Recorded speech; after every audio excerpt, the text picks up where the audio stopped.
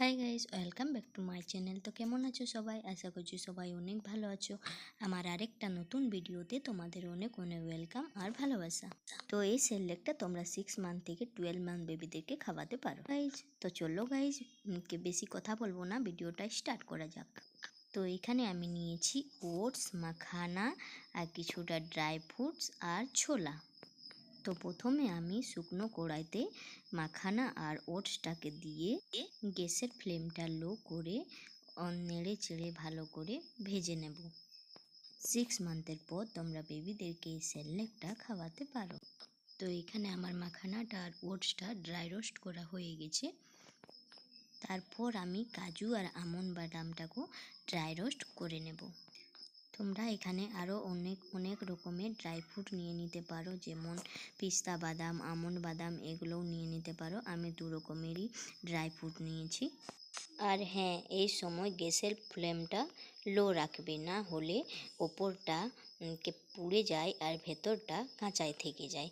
তারপর আমি এই ভাজা ছোলাটাকেও আর একটু ড্রাই রোস্ট করে নেব, যাতে মিক্সিতে যখন গুঁড়ো করব তো ভালোভাবে গুঁড়ো হয়ে যায়। তো দেখো, কথা বলতে বলতে এটা ড্রাই রোস্ট করা হয়ে গেছে। তারপর আমি মিক্সার গ্রাইন্ডের মধ্যে সব কিছু একসাথে দিয়ে ভালো করে একটা পাউডার তৈরি করে নেব।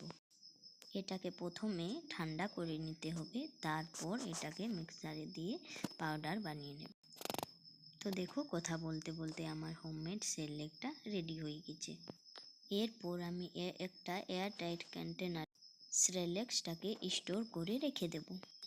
তো চলো তোমাদেরকে বলি যে এই সেরেল্যাকটা তোমরা বেবিদেরকে কীভাবে খাওয়াবে। তো এই সেরেল্যাকটা আমার বেবিকে আমি ওই সকাল দিকটা মানে 10টার দিকে এই সেরেল্যাকটা আমার বেবিকে খাওয়াবো। একটা বাটির মধ্যে আমি গরম জল নিয়েছি, তারপর এই 2 চামচ এখানে আমি সেরেল্যাক দিয়ে দেবো।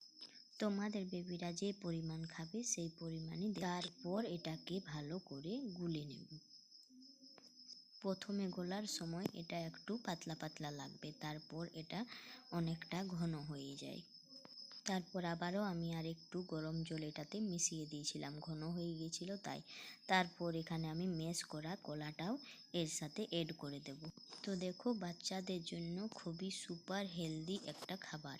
তোমরা এখানে বানানা দিয়ে অ্যাপেলও দিতে পারো এটার মধ্যে। তো দেখো, এটা একটা পারফেক্ট খাবার সকালে ব্রেকফাস্টের জন্য বেবিদের। এটা তোমরা ইভিনিংও দিতে পারো। বাইরে কিনা সেরেল্যাকের থেকে ঘরে বানানো হোমমেড সেরেল্যাক বেবিদের জন্য খুবই উপকারী একটা খাবার।